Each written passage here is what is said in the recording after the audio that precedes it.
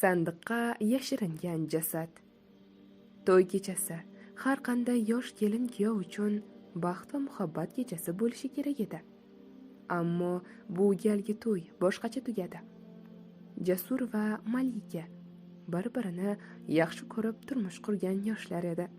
To'y marosimi shodiyona bilan o'tdi. Mehmonlar tarqalgandan so'ng kuyov kelin xonaga kirdi. Uning yuzida iltijo va sehr bor edi. Nihoyat ikkimiz birga, dedi u kelinning yuzini siypab. Ammo Malika bir oz muzdek tabassum bilan qaradi. Uning ko'nglida bir sir bor edi. Chimildiqda shamlar yonib, muhabbat va sirli muhit hukmron edi. Bir necha daqiqadan so'ng Jasur o'zini g'alati his qila boshladi. Uning tanasi og'irlashayotganday edi. Ko'zlari quruqlashdi. Malika, nima?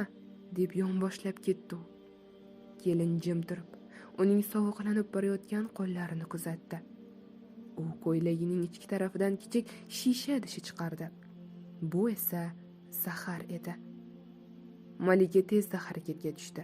U kuyovning hali ham iliq tanasini sudrab, xonaning chekka burchagiga olib bordi. U yerda esa katta, chiroyli bezatilgan sandiq bor edi. U sandiqni ochdi va jasadni ichkariga joyladi. Qopqoqni yopdi. Tinchlik, hamma narsa ko'ngildagidek ketyapti. Bir necha soat o'tib, tashqaridan shovqin eshitildi. Bu kuyovning onasi edi. Bolam, hammasini tekshirib chiqaman. Malika sarosimaga tushdi, ammo o'zini sovuqqon tutishga urinishda davom etdi. Ha, onajon, marhamat keling. Ona kirdi. Xonani ko'zdan kechirdi. Hech qanday shubhali narsa yo'qdek tuyuldi.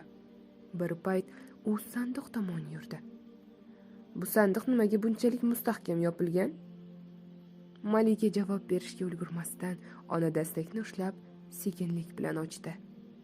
Bir zumga hamma narsa to'xtadi. Ona Jasurning jasadini ko'rib baqirib yubordi. Allohim! Keyin esa ortga qadam tashladi.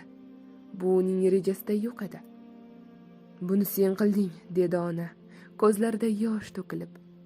Bir zumda uydagilar, qo'ni-qo'shni yig'ilib, voqea hammaga oydinlashdi.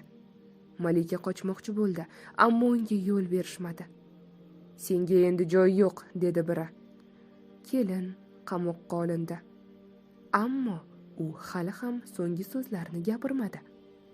Nega? Deb so'radilar undan. Chunki u meni aldagandi, dedi u past ovozda. Meni nomusimni toptab, meni unga turmushga chiqishimga majburlagandi. Men buni baribir hazm qila olmadim, deb Malika yig'lardi.